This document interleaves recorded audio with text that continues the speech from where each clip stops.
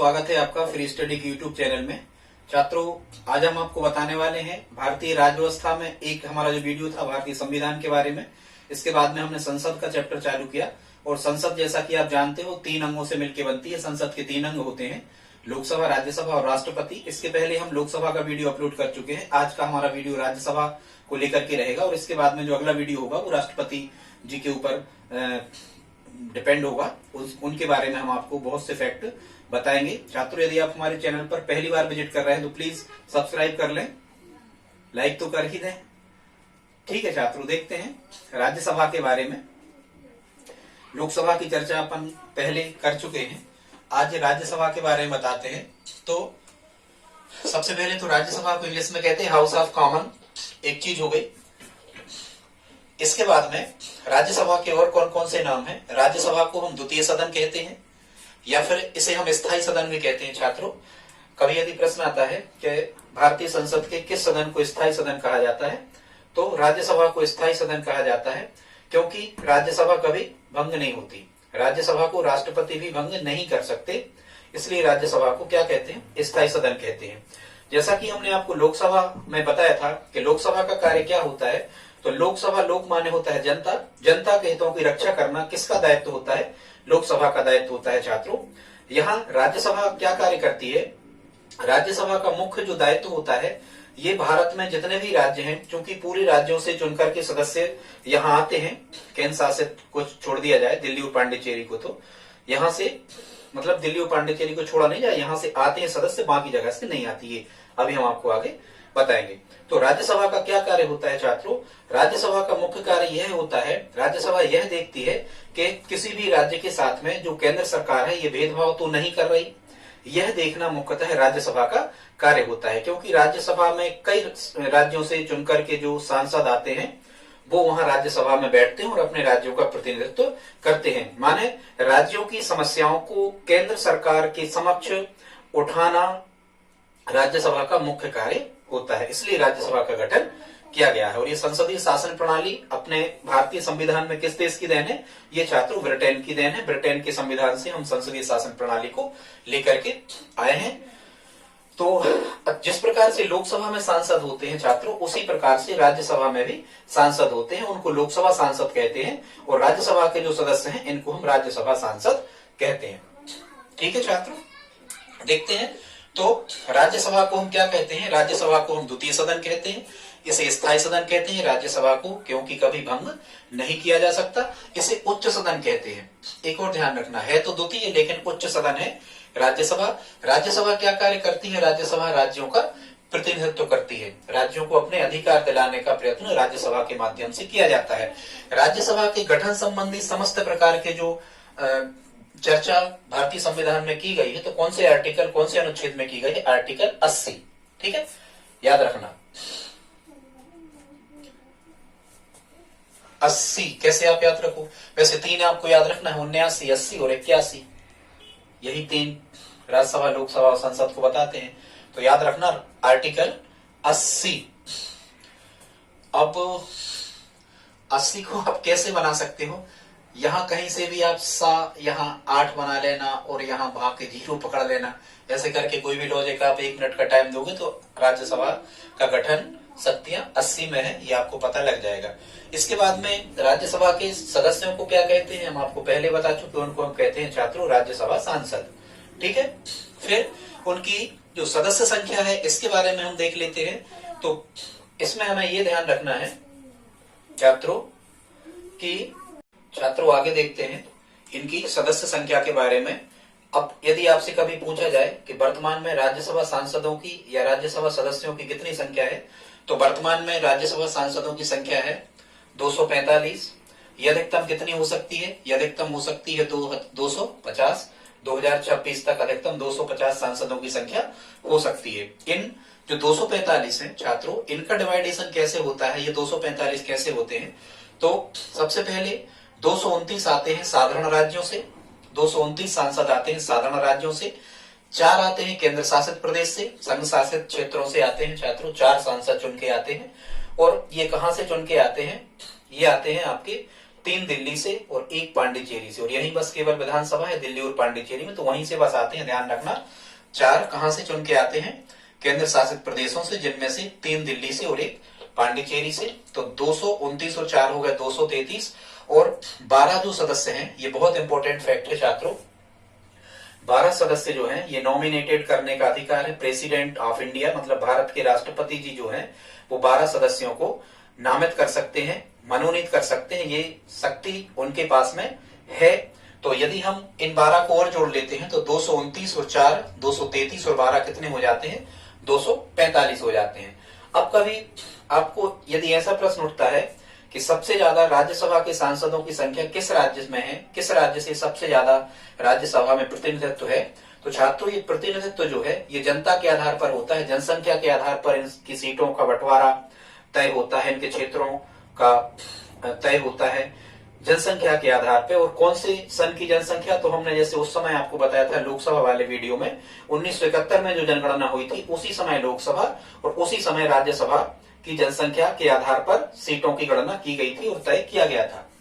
ठीक है, तो सबसे ज्यादा जनसंख्या उत्तर प्रदेश की है, तो यहां से सबसे ज्यादा राज्यसभा सांसद चुन करके आते हैं। कितने चुन करके आते हैं? 31 राज्यसभा सदस्य सबसे ज्यादा उत्तर प्रदेश से चुन करके आते हैं। ठीक है, दूसरा स्थान महाराष्ट्र का है, महाराष्ट्र से 19 राज्यसभा के सांसद चुन करके आते हैं, और तीसरा स्थान तमिलनाडु का है। यदि कभी ये घटते क्रम में आ जाए तो आप लिख सकते हो, 1 पे उत्तर प्रदेश, 2 पे महाराष्ट्र और 3 पे तमिलनाडु। 18 राज्यसभा सदस्य वहां से हैं। छात्रों हम मध्य प्रदेश से हैं, मध्य प्रदेश में राज्यसभा सदस्यों की संख्या 11 रखी गई है। कितनी? मध्य प्रदेश से 11 रखी गई है। सबसे कम यदि साधारण राज्यों से कहें तो अरुणाचल प्रदेश से 1 सांसद राज्यसभा के चुन करके आते हैं। ठीक है, तो ये गणित आप समझ गए होंगे। इसके बाद में हम चलें राज्यसभा सांसदों के निर्वाचन की ओर, कि इनका चुनाव कैसे होता है। तो इनके निर्वाचन में कौन भाग लेता है? इनके निर्वाचन में भाग लेते हैं केवल विधानसभा के निर्वाचित सदस्य, क्योंकि सभी राज्यों में जो राज्यपाल को अधिकार था इसके पहले कि आंग्ल इंडियन मूल का 1 विधायक मनोनीत करेंगे, हालांकि 2020 से इस प्रावधान को समाप्त कर दिया गया है, आपको पता होना चाहिए। ठीक है, तो इनका निर्वाचन कौन करता है? केवल विधानसभा के निर्वाचित सदस्य, विधान परिषदों के नहीं, ध्यान रखना। मतलब एमएलए जो विधायक होते हैं, ये विधायक, और कौन से विधायक? निर्वाचित विधायक। मतलब विधायक कहाँ होते हैं? विधान परिषदों में विधायक होते नहीं है, वहां सदस्य होते हैं। तो आप समझ पा रहे होंगे, केवल विधानसभाओं के निर्वाचित सदस्य। ठीक है, राज्यसभा सांसदों का निर्वाचन करते हैं। फिर कभी कभी आपको प्रश्न आता है कि राज्यसभा सांसदों का जो निर्वाचन होता है ये किस प्रणाली से होता है, तो उसकी भी एक प्रणाली है, उसे हम कहते हैं, क्या कहते हैं? आनुपातिक प्रतिनिधित्व। या तो आपको ऑप्शन में लिखा आता है आनुपातिक प्रतिनिधित्व, या फिर आपको लिखा आता है एकल संक्रमणीय मत पद्धति।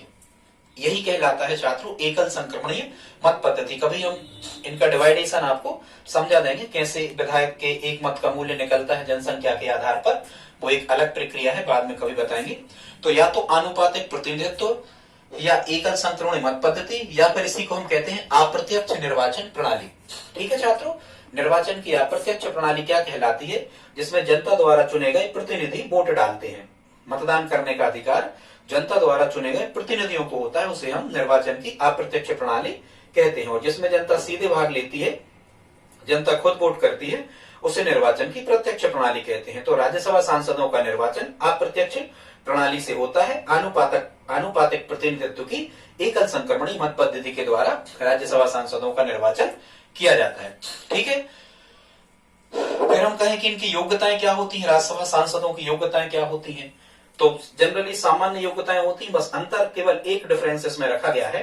अंतर में जैसे सामान्य योग्यताएं कैसी? वह भारत का नागरिक हो, वह न्यायालय द्वारा पागल या दिवालिया घोषित ना किया गया हो। ठीक है, लोकसभा का जो सांसद है वो बनने की वो योग्यता रखता हो, किसी सरकारी लाभ के पद पर ना हो। ठीक है, और उम्र का यहाँ पर ज्यादा विशेष ध्यान रखा गया है छात्रों। राज्यसभा सांसदों के लिए न्यूनतम उम्र निर्धारित की गई है 30 वर्ष।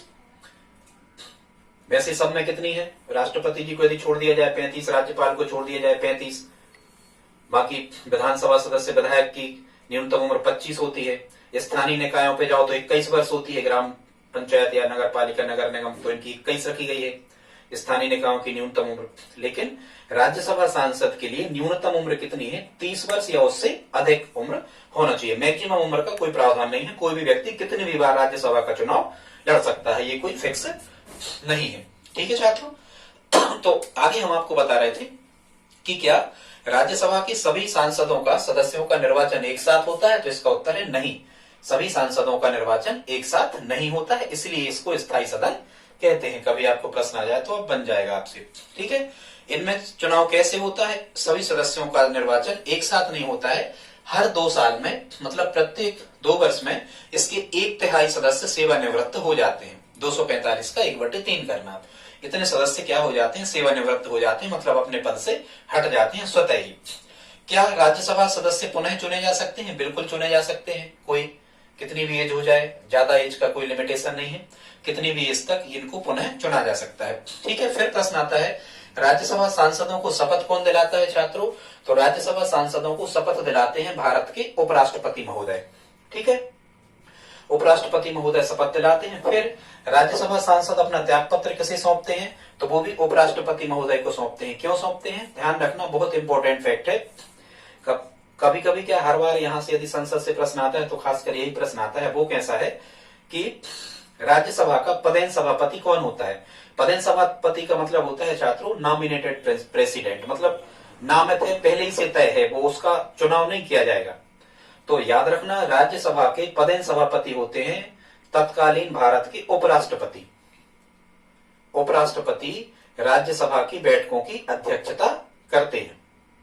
ठीक है, अब कभी कभी ऐसा प्रश्न आता है कि ऐसे सदन का नाम बताओ जिसकी अध्यक्षता गैर सदस्य करता है, मतलब वो सदन के सदस्य नहीं होते, क्योंकि राष्ट्रपति महोदय जो हैं, ये उपराष्ट्रपति महोदय जो हैं, ये खुद उसके सदस्य नहीं है, मतलब ये राज्यसभा के सांसद नहीं होते हैं, लेकिन राज्यसभा की अध्यक्षता करते हैं। फिर यदि उपराष्ट्रपति महोदय नहीं होते हैं तब कौन अध्यक्षता करता है? तब करते हैं उपसभापति। फिर छात्रों, यदि उपसभापति और उपसभापति कहां से चुने जाते हैं राज्यसभा में? तो उपसभापति भी राज्यसभा में उन्हीं सदस्यों से चुने जाते हैं जो राज्यसभा में राष्ट्रपति महोदय 6 लोगों की एक टीम बना देते हैं, सीनियर सांसदों को उनमें रखते हैं, उन्हीं सीनियर में से जो 6 में से एक को चुना जाता है उपसभापति। ठीक है, फिर यदि प्रश्न आता है कि उपसभापति को कैसे हटा सकते हो?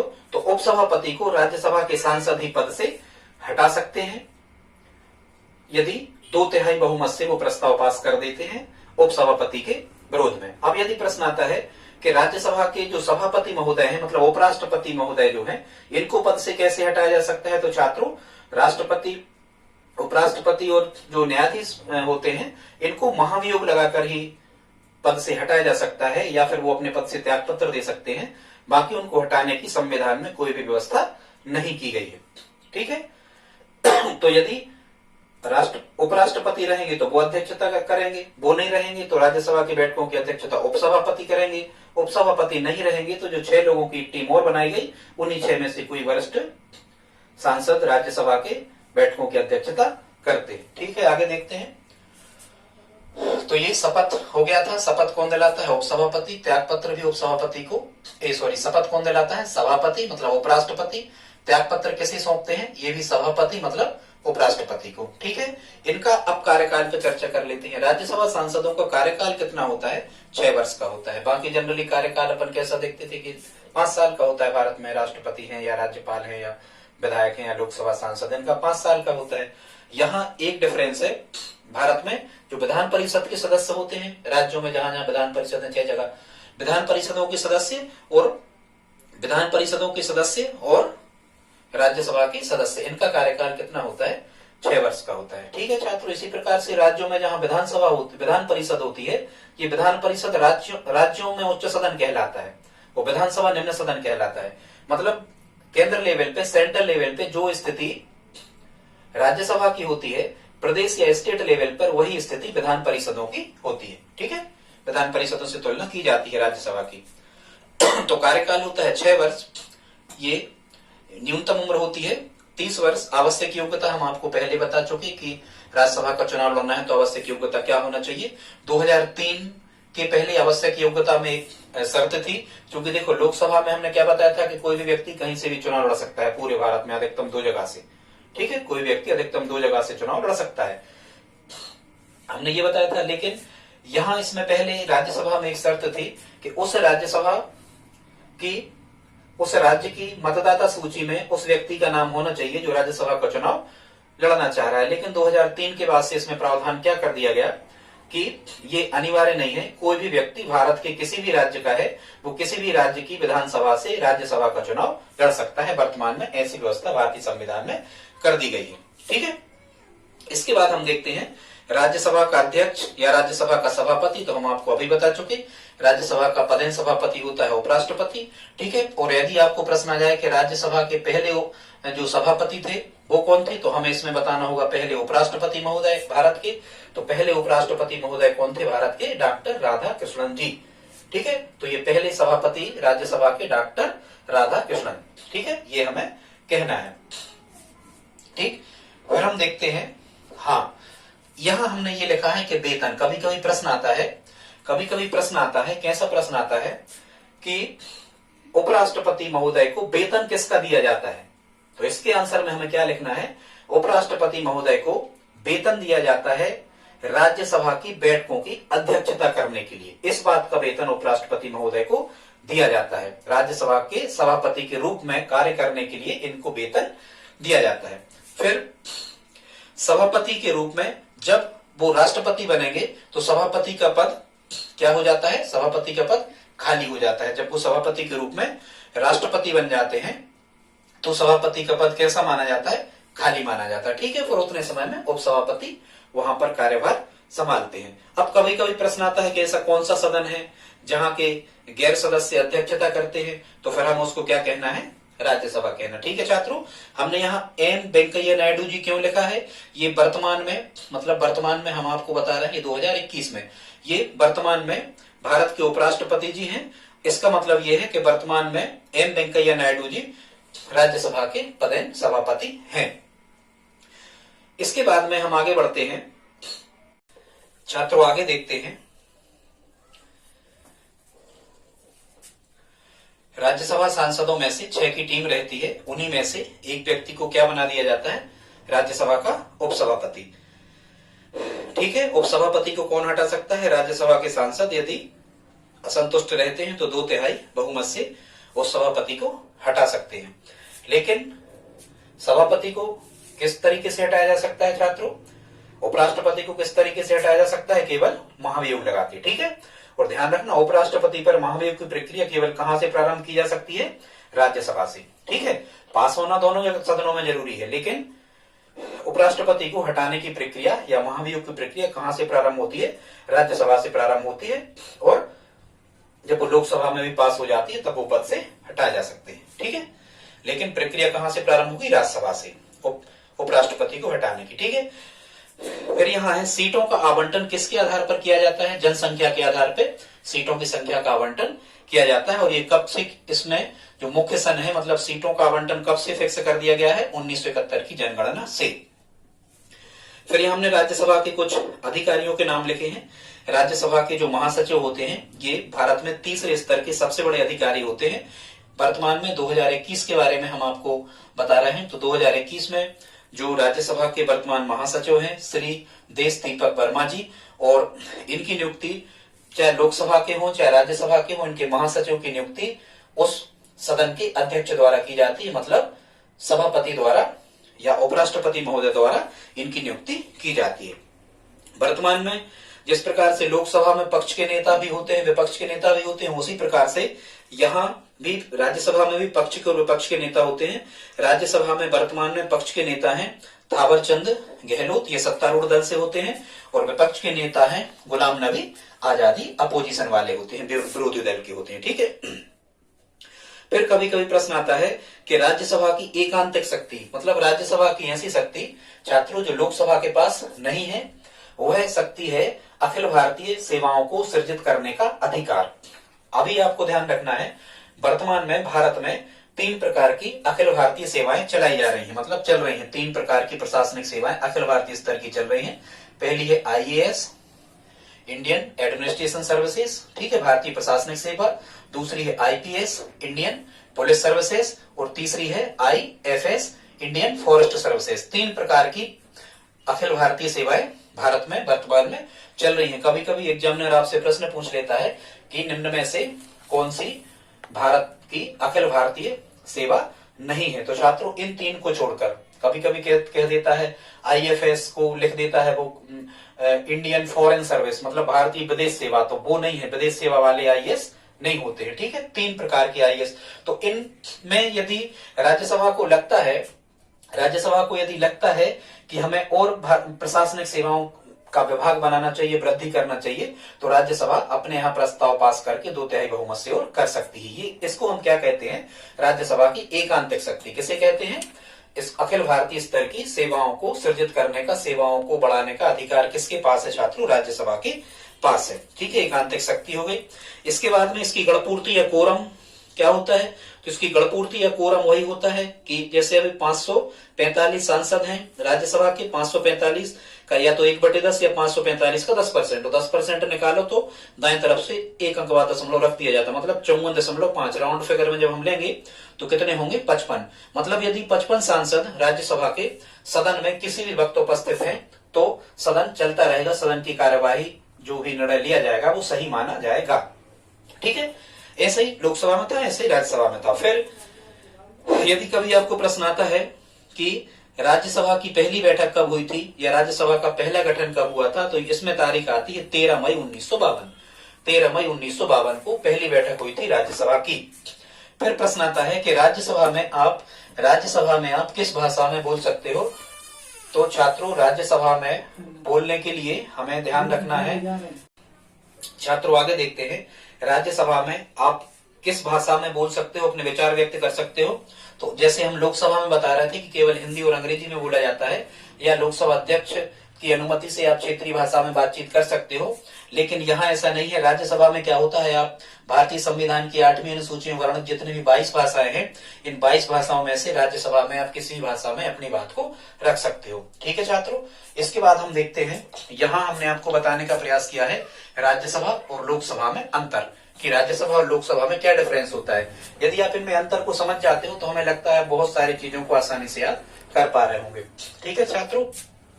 सबसे पहले तो यहाँ सदस्य संख्या के रूप में हम देख लेते हैं, सदस्यों में भी अंतर होता है। राज्यसभा में अधिकतम कितने सदस्य होते हैं?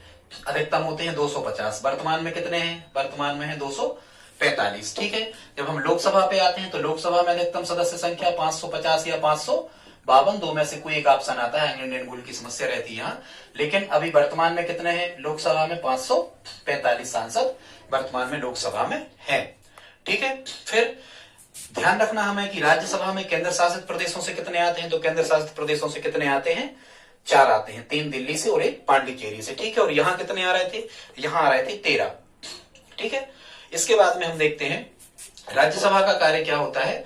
राज्यसभा केंद्र लेवल पर किसका प्रतिनिधित्व करती है? राज्यों का प्रतिनिधित्व करती है, कि राज्यों के साथ भेदभाव तो नहीं किया जा रहा है। जबकि लोकसभा का कार्य क्या होता है? लोकसभा जनता का प्रतिनिधित्व, जनता के मुद्दे लोकसभा में उठाती है, जनता के मुद्दे लोकसभा में सुने जाते हैं, ठीक है।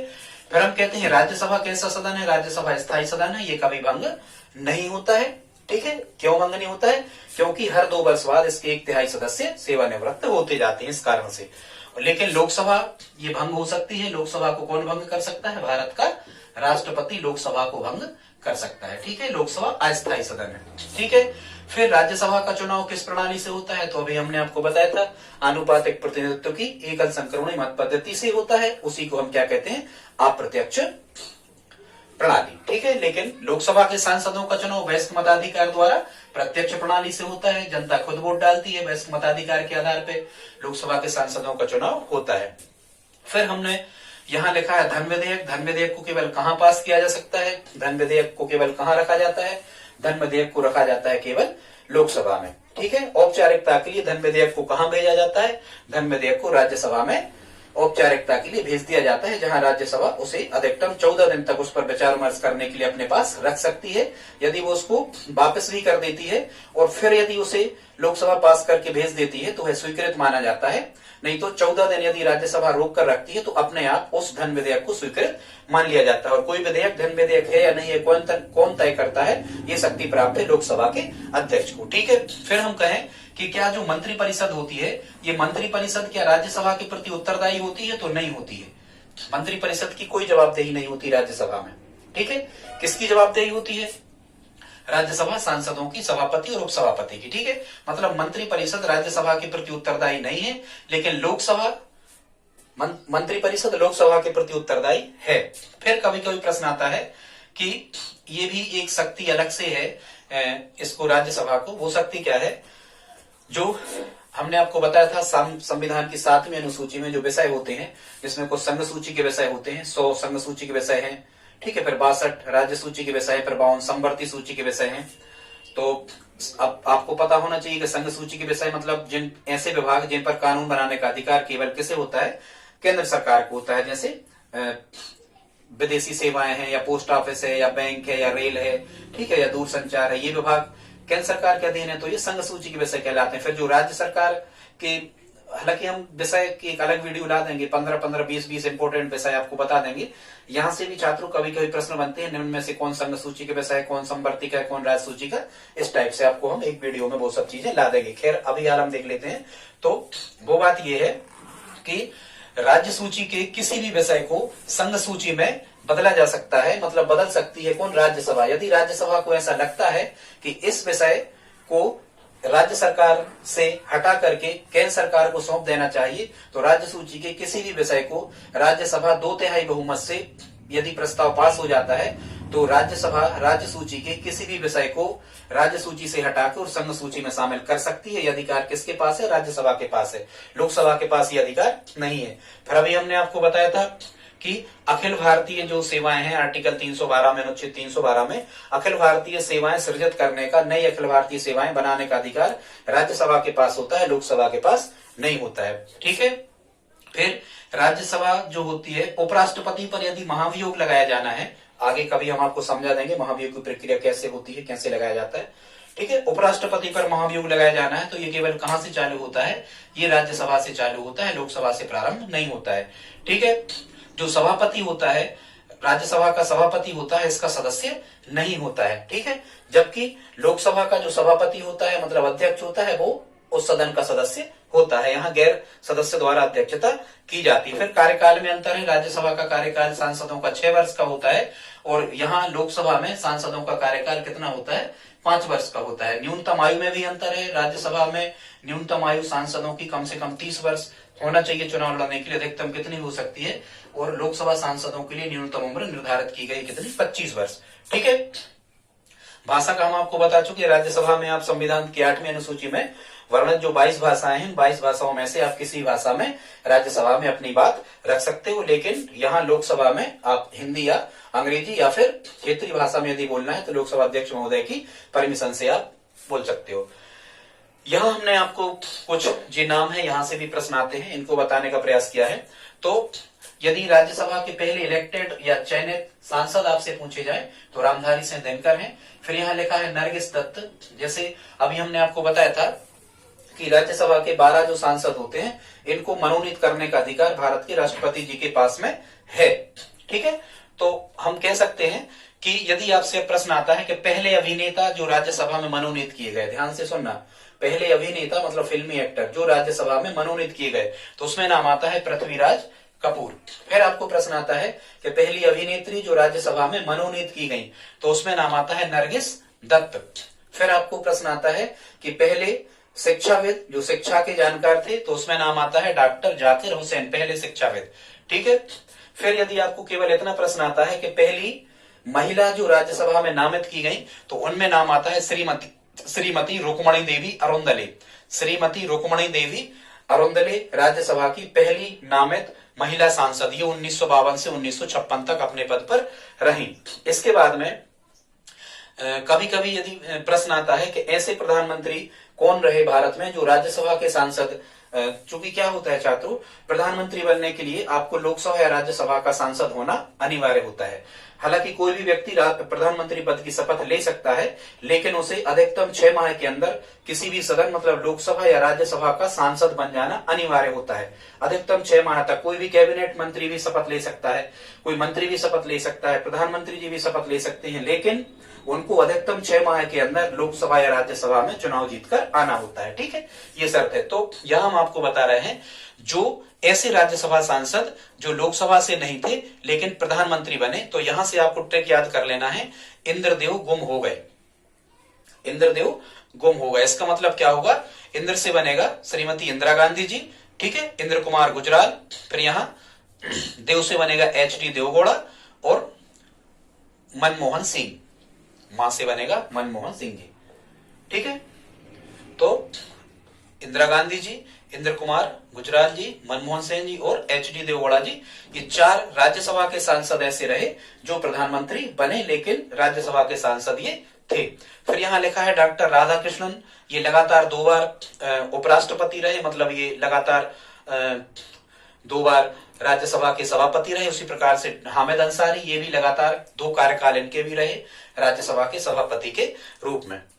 अब छात्रों, यहां हमने आपको बताने का प्रयास किया है कि लोकसभा और राज्यसभा की संयुक्त बैठक, लोकसभा और राज्यसभा की संयुक्त बैठक या लोकसभा और राज्यसभा का संयुक्त अधिवेशन कौन बुलाता है। पहला प्रश्न तो ये बनता है कि लोकसभा और राज्यसभा के सभी सांसद मिलकर के इकट्ठे कब बैठ सकते हैं। हाँ, हालांकि मंत्री भी वहां जाके राज्यसभा में बैठ सकते हैं, अपनी बात रख सकते हैं, लेकिन राज्यसभा और लोकसभा की संयुक्त बैठक को कौन आयोजित कर सकता है। आर्टिकल 108 के अनुसार ये राष्ट्रपति जी जो होते हैं भारत के, ये लोकसभा और राज्यसभा का संयुक्त अधिवेशन बुला सकते हैं। अब आपको प्रश्न ये आता है कि जब लोकसभा और राज्यसभा की संयुक्त बैठक हो रही होती है तो उन बैठकों की अध्यक्षता कौन करता है। तो ध्यान रखना, यदि लोकसभा और राज्यसभा की संयुक्त बैठक या संयुक्त अधिवेशन चल रहा है तो उस बैठक की अध्यक्षता करते हैं लोकसभा के अध्यक्ष। यदि लोकसभा अध्यक्ष अनुपस्थित हैं तो लोकसभा के उपाध्यक्ष करते हैं, और यदि अध्यक्ष और उपाध्यक्ष लोकसभा के दोनों अनुपस्थित हैं तो राज्यसभा का उपसभापति, राज्यसभा का उपसभापति, सभापति नहीं,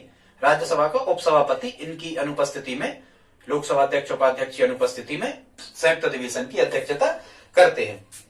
ठीक है, अब ये संयुक्त अधिवेशन कब बुलाया जाता है, जब कोई बड़ी समस्या उत्पन्न हो जाती है जिसमें सभी दलों की सहमति लेना आवश्यक हो जाता है, लोकसभा और राज्यसभा मिलकर उस समस्या से निजात पाना चाहती है, तब संयुक्त अधिवेशन बुलाया जाता है। अब प्रश्न आता है कि अब तक कितनी बार भारत में संयुक्त अधिवेशन बुलाया जा चुका है, लोकसभा और राज्यसभा की संयुक्त बैठकें अब तक कितनी बार की जा चुकी हैं छात्रों। तो इसमें हमें कहना है अब तक 3 बार, अब तक के इतिहास में 3 बार राज्यसभा और लोकसभा की संयुक्त बैठकें बुलाई जा चुकी हैं। ठीक है, सबसे पहले दहेज प्रतिबंध, एक अधिनियम बनाना था दहेज प्रतिबंध पर नेहरू जी के टाइम पे 1961 में। दूसरा, बैंक सेवा की कुछ अनिवार्य शर्तें थी, मोरारजी देसाई जी के टाइम पे 1978 में संयुक्त अधिवेशन बुलाया गया। इसके बाद में अटल जी के टाइम पे आतंकवाद निवारण अधिनियम एक बनाया गया, जिसको हम क्या कहते थे, पोटा। क्या कहते थे छात्रों, पोटा। ठीक है, प्रिवेंशन ऑफ टेररिज्म एक्ट, पोटा का फुल फॉर्म क्या होता है छात्रों, प्रिवेंशन ऑफ टेररिज्म एक्ट। ठीक है, मतलब आतंकवाद निरोधी अधिनियम। ठीक है, अब यदि आपको इसकी ट्रिक याद रखना है तो यहां से आप ट्रिक याद रख सकते हो, क्रम से ही दहेज बैंक में पिटा, दहेज बैंक में पिटा। मतलब पहला जो संयुक्त अधिवेशन बुलाया गया उसमें मामला क्या था, दहेज प्रथा को लेकर, दूसरा बैंक में सेवाओं को लेकर, और पिटा से आप कहना कि चौथा जो तीसरा जो था वो पोटा, मतलब आतंकवादी निरोधी अधिनियम बनाया गया। अब हम आपको ये बता रहे थे कि हाँ, कि जो 12 सदस्यों को राष्ट्रपति जी मनोनीत करते हैं राज्यसभा में, वो किस किस क्षेत्र के होते हैं, यहां से भी कभी कभी प्रश्न बनते हैं। तो उनके क्षेत्र हमने यहाँ लिख रखे हैं। वो साहित्यकार हो सकते हैं, 12 मनोनीत सदस्यों में से विशिष्ट साहित्य में रचना करने वाले। वो विज्ञान के क्षेत्र में ख्याति प्राप्त कोई व्यक्ति हो सकते हैं, वैज्ञानिक या अन्य नोबेल पुरस्कार विजेता। ठीक है, वो कला के क्षेत्र में कुछ कलाकार हो सकते हैं, फिर वो समाज सेवी हो सकते हैं, और वो खेल के क्षेत्र से भी हो सकते हैं। मतलब ये 5 क्षेत्र ऐसे हो गए जहां विशिष्ट कार्य करने वाले, विशिष्ट जिनका नाम बड़ा हो चुका है, ऐसे व्यक्तियों को राष्ट्रपति जी 12 सदस्यों को राज्यसभा में नॉमिनेटेड करते थे, अपने मन से मनोनीत कर देते हैं, लेकिन इसमें प्रधानमंत्री जी की सलाह लेना होती है राष्ट्रपति जी को। ठीक है, इसके बाद में यहां लिखा है राष्ट्रपति के चुनाव में भाग नहीं लेते हैं। तो जो मनोनीत व्यक्ति हैं, ध्यान रखना, जो मनोनीत व्यक्ति हैं राष्ट्रपति द्वारा मनोनीत व्यक्ति राष्ट्रपति के निर्वाचन में जो संयुक्त एक टीम बनती है, उनका निर्वाचक मंडल बनता है राष्ट्रपति के चुनाव का, उनमें राष्ट्रपति द्वारा नामित व्यक्ति भाग नहीं लेते हैं। लेकिन यदि राष्ट्रपति पर महाभियोग लगता है तो ये नामित व्यक्ति महाभियोग में भाग लेते हैं। ठीक है छात्रों, हमने जल्दी जल्दी बताने का प्रयास किया। यदि कुछ मिस्टेक हो गया हो तो कमेंट बॉक्स में आप लिख के बताएं। सब्सक्राइब तो कर ही ले यदि आप इतने समय तक हमारे साथ रहे। लाइक कर दें। राष्ट्रपति जी पर अगला वीडियो हमारा जल्दी ही अपलोड किया जाएगा, आप देखने के लिए तैयार रहें। धन्यवाद।